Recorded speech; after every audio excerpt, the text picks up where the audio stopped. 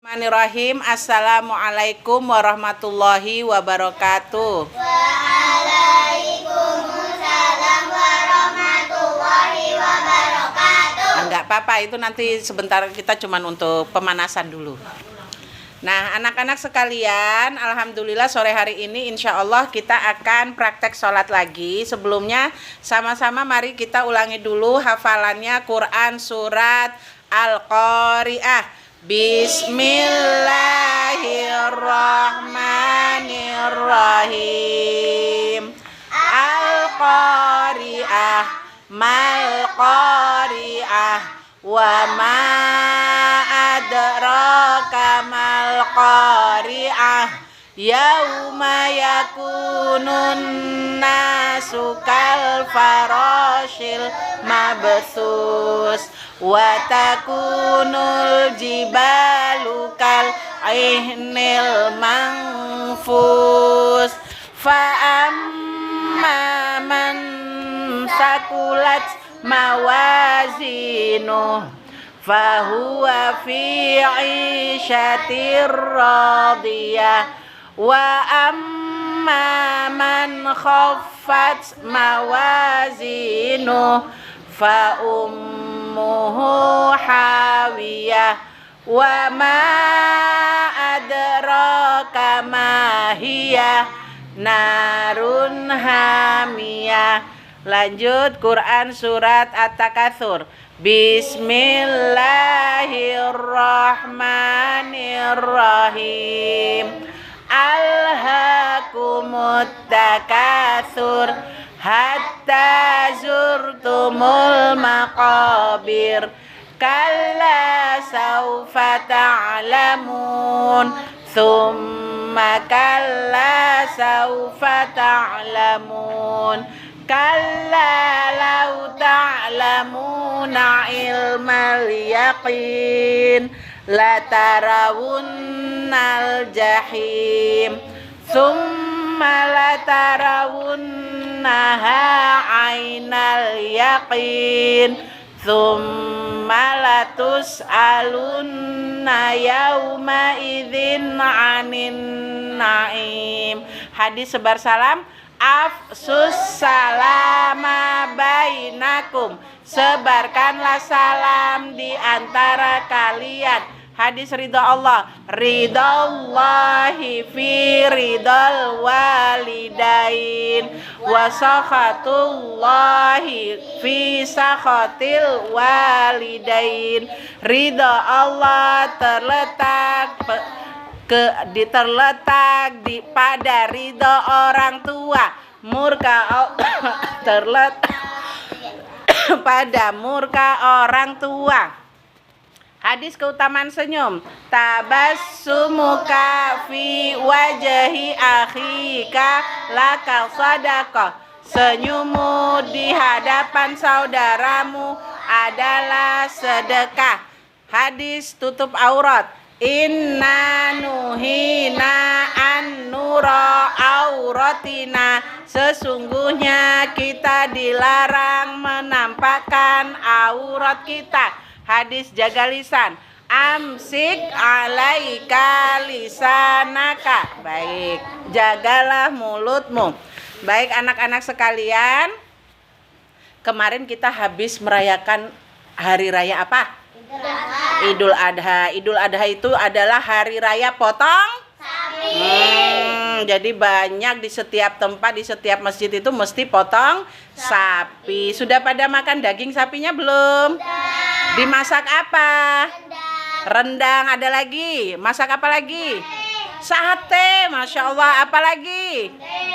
Hah? Gulai. Sate ya, banyak alhamdulillah ya.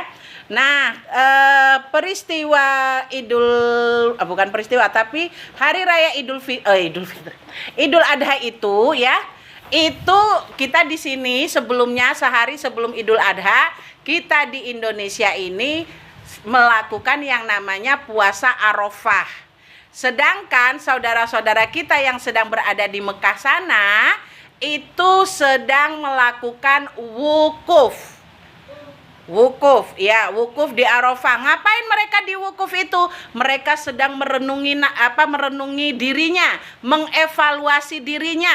Selama ini kehidupan saya bagaimana? Apakah sudah baik atau belum? Apakah sudah sesuai dengan perintah Allah atau belum? Mereka mencari, mengevaluasi, memilah-milah mana yang masih salah, mana yang sudah benar, yang benar dipertahankan, yang salah dihilangkan. Nah, sementara mereka mengevaluasi diri di di Arafah, kita di Indonesia itu melaksanakan puasa. Jadi namanya tuh puasa Arafah.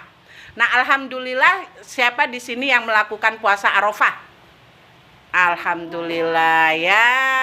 Jadi yang belum ikut puasa Arafah, tahun depan ingatkan orang tua untuk besok kita ikut puasa Arafah, karena puasa Arafah itu bisa menghapus dosa 2 tahun, setahun sebelumnya dan setahun sesudahnya. Jadi kalau yang puasa Arafah itu nanti dosa-dosanya diampuni Allah, gitu ya. Nah, hari ini kita akan belajar tentang sholat ya, seperti biasa nih hari Sabtu. Nah, Ustazah Nida mau bertanya, kita itu kalau sholat menghadap mana? Kiblat. Menghadap kiblat. Kiblatnya tuh di mana? Mekah. Di Mekah Al-Mukarramah. Di Mekah Al-Mukarramah ada sebuah kotak besar yang namanya apa? Ka'bah. Ka'bah ya. Jadi Ka'bah itu ya menjadi kiblatnya umat Islam. Sebelum Ka'bah dijadikan kiblat umat Islam itu kalau sholat menghadapnya ke Palestina, ke Masjidil Aqsa. Jadi sebelum ke Mekah, menghadapnya ke Palestina dulu. Kemudian Allah menyuruh, memerintahkan untuk memindahkan kiblat itu ke arah Ka'bah Al-Mukarramah. Nah, Ka'bah itu adalah arah sholat umat Islam. Jadi kalau kita mau sholat itu harus menghadap Ka'bah, menghadap kiblat. Tapi Ustazah, aku itu pas kemarin jalan-jalan masuk ke dalam hutan, aku tuh nggak ngerti arah kiblatnya mana. Lah kan bisa lihat matahari. Kalau matahari terbenam itu sebelah mana? Barat. Nah, Arab Saudi itu ada di sebelah barat ya, Mekahnya tuh ada di sebelah barat. Jadi selama ini kita kalau sholat itu menghadap ke barat. Tapi Ustazah di hutan itu nggak kelihatan mataharinya, jadi nggak tahu dia apakah terbenam atau sebelah barat timurnya tuh nggak kelihatan. Maka sholatlah menghadap kemanapun nggak apa-apa. Ya, itu kalau betul-betul tidak tahu arah sholat ya. Pakai kompas ya boleh. Tapi misalnya kompasnya itu pas saya dikejar sama kucing hutan malah jatuh kompasnya gitu kan. Jadi boleh. Jadi saya nggak tahu kemana arah kiblatnya, ya udah sholatnya menghadap kemana saja boleh ya. Nah, kalau sudah kita menghadap kiblat, maka yang kedua itu kita harus apa? Niat. Niat apa Ustazah? Ya niat mau sholat lah, masa niat mau makan? Ya, niatnya itu untuk apa? Menentukan kita mau sholatnya sholat apa. Misalnya kalau siang hari berarti sholat apa? Zuhur. Kalau malam hari? Asar. Kalau sore hari?